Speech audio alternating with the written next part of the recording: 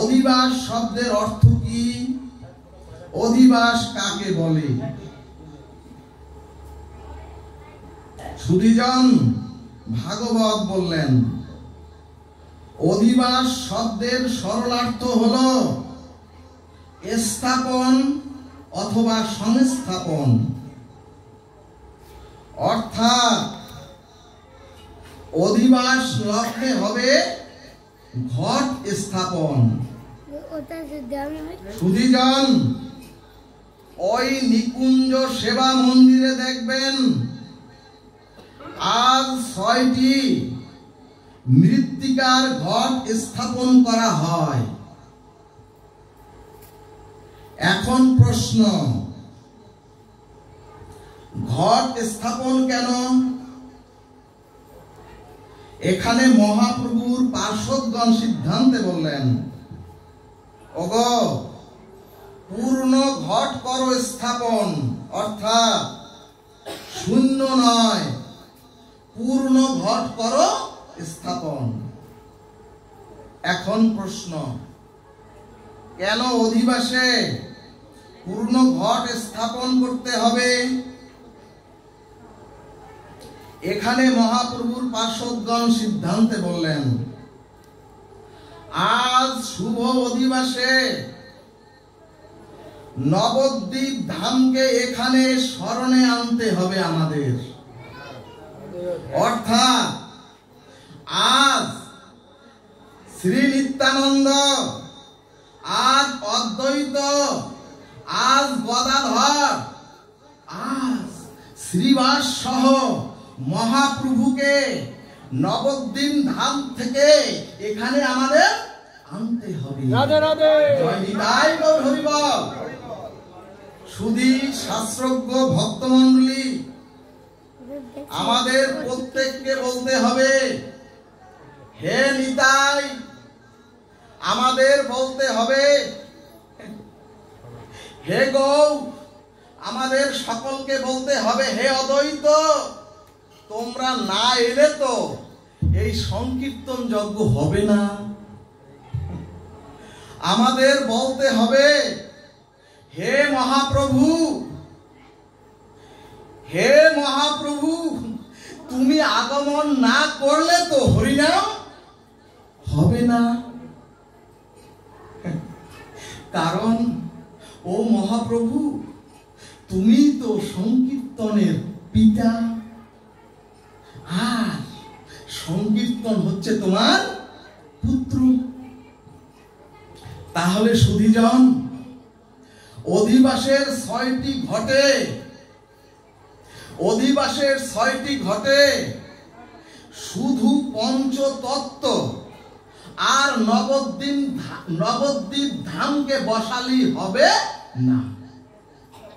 ওই 5টি ঘটের পরে 6ষ্ঠ ঘটে ব্রজের রাধা মাধবকে, অর্থাৎ রাধা কৃষ্ণকে স্থাপন করতে হবে।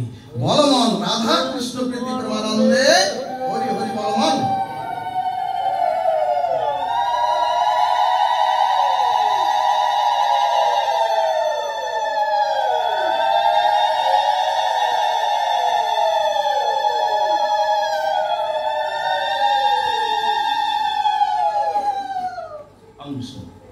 তাহলে অধিবাস মানে পঞ্চতত্ত্ব, গৌর হরি আর রাধা কৃষ্ণকে স্মরণে, মননে, চিন্তনে, অনুধ্যানে, উৎকণ্ঠায় আর প্রেম আরতিতে আজ তাদেরকে স্থাপন করার নাম হচ্ছে অধিবাস। সুধীজন, এরপরে অধিবাস অর্থ তো আগেই বলেছি সংস্থাপন বা স্থাপন। তাহলে স্থাপন করা হলো কাকে? পঞ্চতত্ত্ব আত্মকং, কৃষ্ণ ভক্ত স্বরূপকং, ভক্ত অবতারং ভক্তাক্ষং, নমানি ভক্ত শক্তিকং। এই 5 তত্ত্বকে আর রাধা মাধবকে। কিন্তু ভক্তগণ, এরপরে ভাগবত বললেন, ওগো ঘর তৈরি করে ঘরের একটা অলিন্দে বা ঘরের একটা বারান্দা থাকতে হয়, কারণ ঘরের শোভা বর্ধনের জন্য, ঘরের শোভা বাড়ানোর জন্য। ঠিক তদ্রূপ গোবিন্দ বললেন, পঞ্চতত্ত্ব আর রাধা মাধবকে ঘট স্থাপনের দ্বারা স্থাপন করলে কিন্তু সেই ঘরের অলিন্দ হলো, ভগবান নিজে বললেন, ওগো তোমরা মন দিয়ে শোনো, তোমরা পঞ্চতত্ত্ব এবং রাধা মাধবকে বসালেও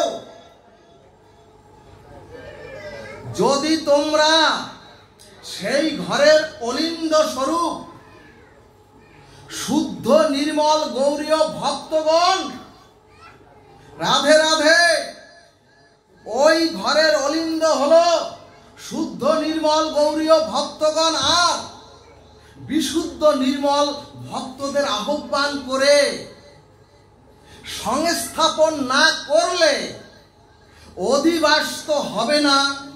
আর অধিবাসে ভগবান বললেন, ওই অধিবাসে আমি আসবো না। বলমন সাধু গুরু গৌরীয় ভক্তগণ কৃপণানন্দে হরি হরি বলমন। ও মাগো, ভগবান বলছেন, ওগো তোমরা যদি শুধু সারাদিন ভগবান ভগবান বলো, শুধু হরি হরি বলো, অর্থাৎ শুধু আমাকে আহ্বান করলে তোমাদের এই অধিবাস হবে না। যদি এই অধিবাসে গৌরীয় বিশুদ্ধ নির্মল শুদ্ধ ভক্তগণকে এখানে স্থাপন করা না হয়,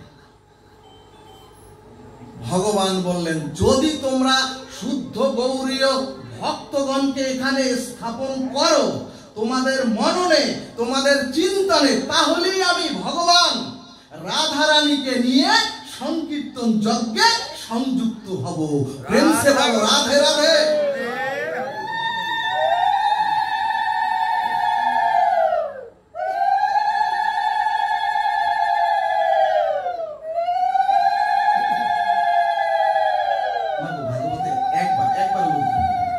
এজন্যই ভক্ত আর ভগবানকে স্থাপন আর সংস্থাপন করার নাম হচ্ছে অধিবাস। এরপরে ভাগবত বললেন, ওগো নিমন্ত্রণ করো বৈষ্ণব জনে, অর্থাৎ বৈষ্ণব ভক্তকে নিমন্ত্রণ করো, না হলে ভগবান মুখ ফিরিয়ে এই সংকীর্তন যজ্ঞ থেকে চলে যাবে ওই ব্রজে। এখানে একটি প্রশ্ন, সংকীর্তন যজ্ঞে বাজার থেকে পূর্ণকারের মৃত্তিকার ঘটে গঙ্গা জল দিয়ে পূর্ণ ঘট স্থাপন করতে হবে তো? আমরা তো পূর্ণ ঘট স্থাপন করি গঙ্গা জল দিয়ে। ভগবান বললেন, ওগো ওগো ওগো ভালোভাবে শোনো, ওই মৃত্তিকার ঘট না, ওগো ওই মৃত্তিকার ঘট না, তোমাদের শ্রীনিবাস রূপী এই দেহটাই হচ্ছে একটি ঘট। ওগো অতএব তোমাদের দেহ ঘটকে এই সংকীর্তন যজ্ঞে স্থাপন করে দাও। জয় নিতাই গৌর হরি বল। এখন প্রশ্ন, ঘট স্থাপন হয় কিন্তু কুঞ্জ সেবা মন্দিরে মহাপ্রভু আর নিতাইয়ের চরণ প্রান্তে, অর্থাৎ ওগো তোমাদের দেহ ঘটকেও, অর্থাৎ ওগো তোমাদের দেহ ঘটকেও আজ গৌর গোবিন্দের চরণে স্থাপন করো। হরিবল হরিবল। এখন প্রশ্ন, পূর্ণ ঘট করো স্থাপন কেন? মহাজন বললেন, ভগবানের জন্য। বারবার বলেছি পূর্ণ ঘট করো স্থাপন।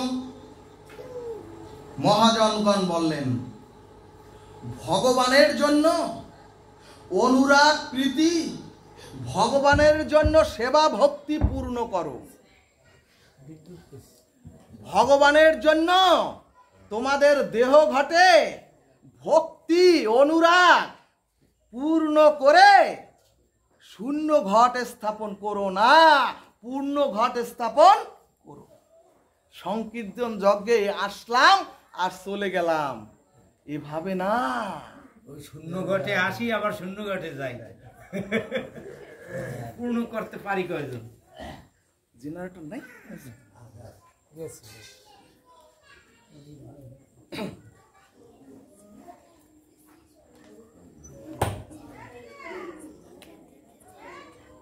এখানে ভাগবত বললেন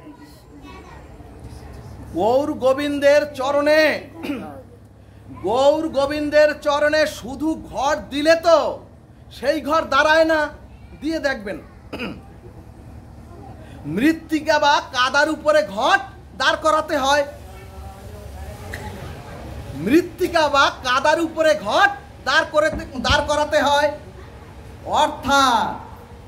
অর্থাৎ গোবিন্দ বললেন, ওগো তুমি তোমার দেহ ঘটে ভক্তি ধন পূর্ণ করে মহাপ্রভুর চরণে স্থাপন করলেও ঘট দাঁড়াবে না।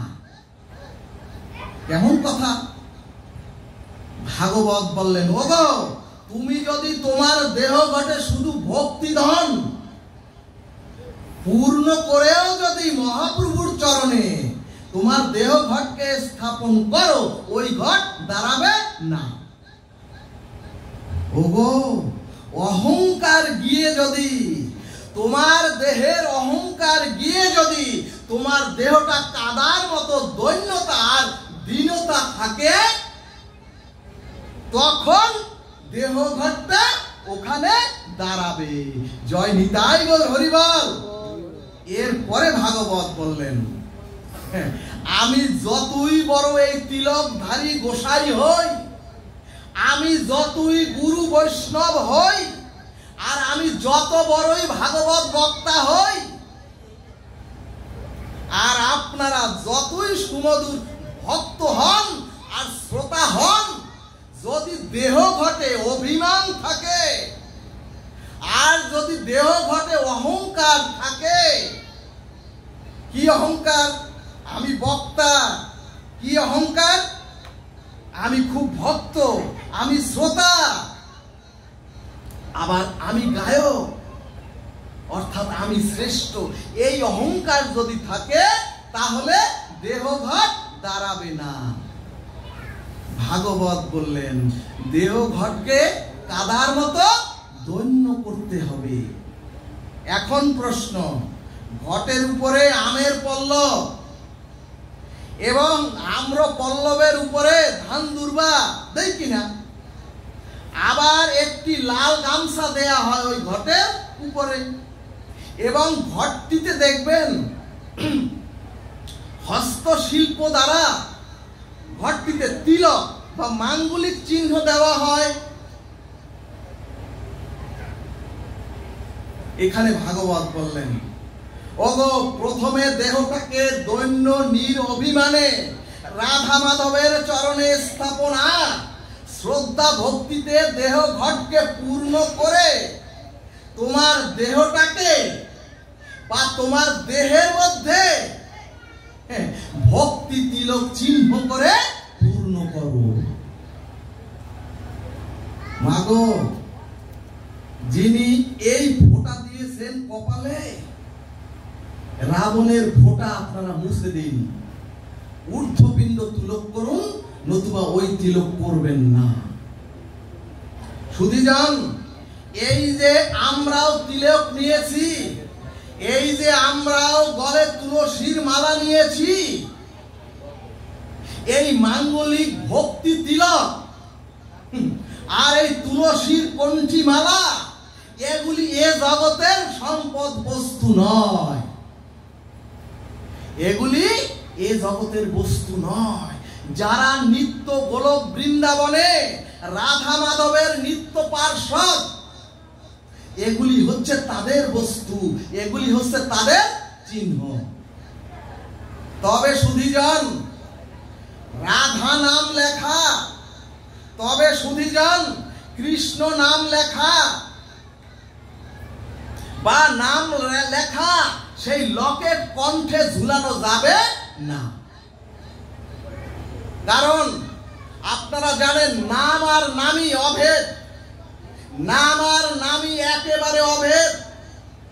অর্থাৎ আপনি যদি কৃষ্ণ বা রাধা নামের মালা গলায় দিয়ে যদি কোনো ভক্তকে প্রণাম করেন, তখন আপনি রাধা রানীকে বা ভগবানকে যার তার চরণে নত করিয়ে, যার তার চরণে ওই রাধা রানী আর ভগবানকে নত করিয়ে দিয়ে কি করলেন?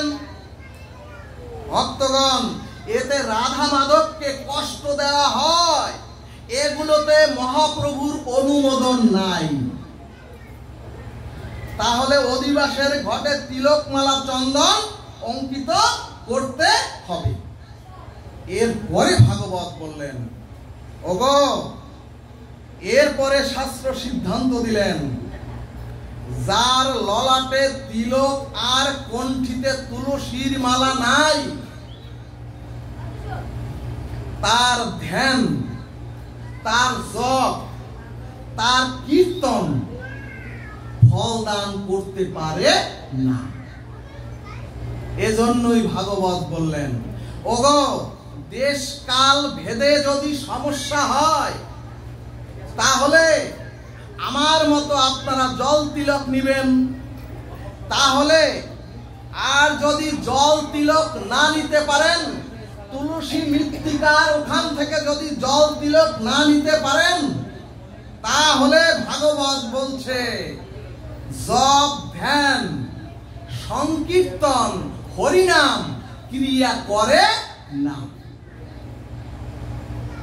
যমরাজ সিদ্ধান্তে বললেন, ওগো, যাদের বাড়িতে তুলসী সেবিত পূজিত হয়, যমরাজ বললেন, ওগো, যাদের কণ্ঠে তুলসীর মালা আর ললাটে ঊর্ধ্বপিণ্ড তিলক আছে, আমি যম আদেশ দিচ্ছি, হে যমদূতগণ, তোমরা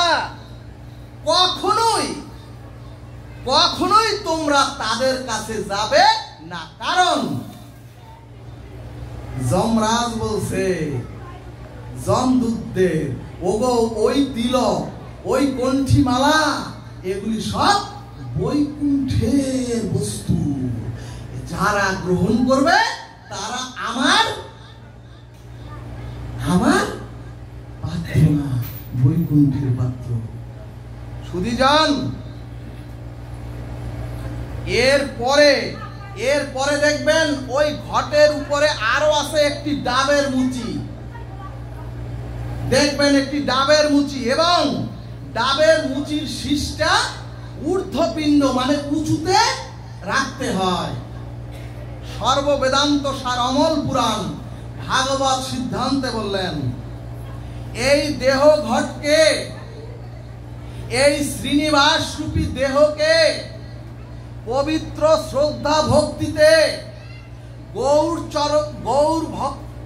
গৌর গোবিন্দের চরণে এবং রাধা মাধবের সেবা নিকুঞ্জ মন্দিরে দৈন্যতার উপরে স্থাপন করে বৈকুণ্ঠের মালা তিলক অঙ্কিত করে যদি সমস্ত ইন্দ্রিয়গুলোকে এই সাধুগুরু বৈষ্ণবের চরণে নত করতে পারো, তবেই তোমরা রাধা কৃষ্ণের অপ্রাকৃত সেবা ভক্তি প্রাপ্ত হয়ে সকলেই তোমরা গোলক বিহারী নিত্য